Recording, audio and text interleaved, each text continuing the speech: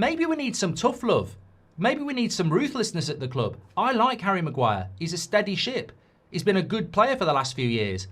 But he's in his 30s. Yoro came on and nearly won man of the match. When Maguire's fit, Yoro sits on the bench. Maybe in building a vision for the future, it's time to say goodbye to Luke Shaw, goodbye to Harry Maguire, goodbye to Casemiro, and start giving these players who will be part of our future the opportunity to grow. If you're good enough, you're old enough. And yet we keep getting stuck into this pathway. I mean, you look at Carrick's team that he keeps picking, it's basically Ten Hag's back four in midfield. Maguire, Martinez, Dalot and Shaw, Casemiro, Mainu and Bruno. It's Ten Hag's back four and it's Ten Hag's midfield. And we're all sat here going, we can win the title next year. Some people are. So I think the open heart surgery is probably more important than who gets the job out of Carrick and Tuchel. I know what my look, in relation to the manager, I know what my preference is, but realistically, if Tuchel has to work with these players and Carrick gets a whole new squad, give it to Carrick.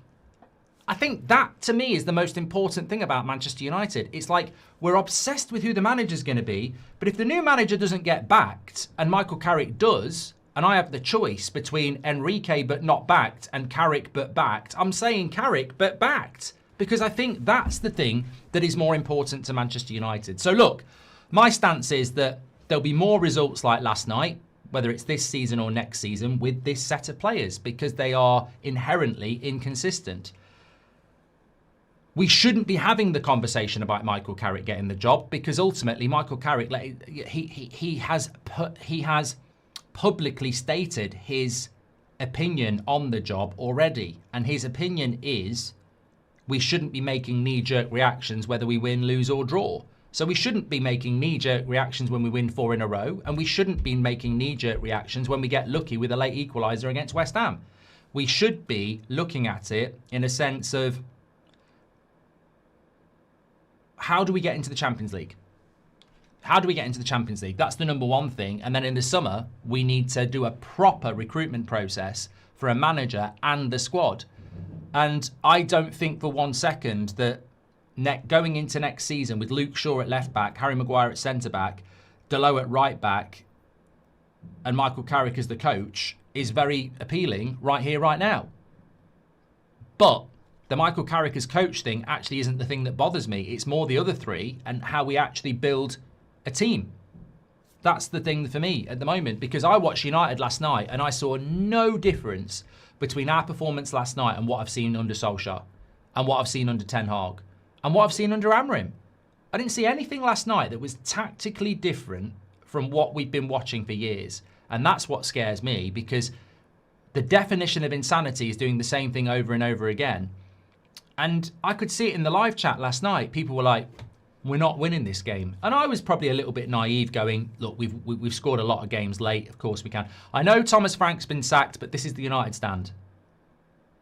Thomas Frank's been sacked. Okay, everybody happy now? What do you want me to talk about Thomas Frank? They're nowhere near us in the league. What impact does it have on Man United? We've played them twice already. So Thomas Frank's been sacked. I might do a video on That's Football. Well done. Thank you, everybody. Right, back to the United stand.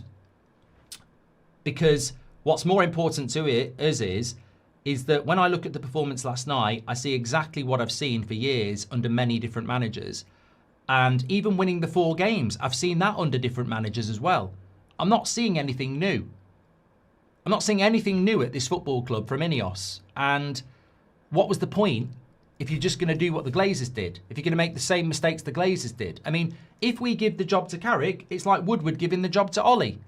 If we give the contract to Maguire, it's like Woodward giving a contract to Luke Shaw. When are we going to start doing something different?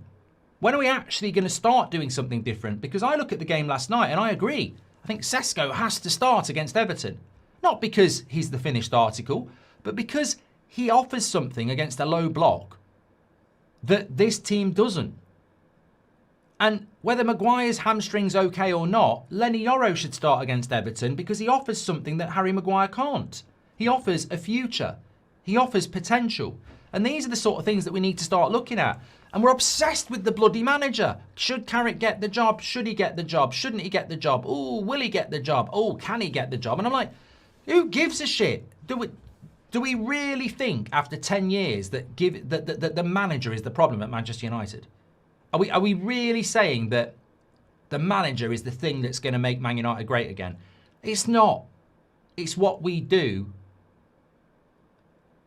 as a team that needs to change. And I've seen all the people having a pop at Ahmad. I've seen all the people having a pop at Bruno. I mean, look, everyone's entitled to their opinions, but in my opinion, I think that's a little bit steep. I think there are far bigger problems at Manchester United than that at the moment.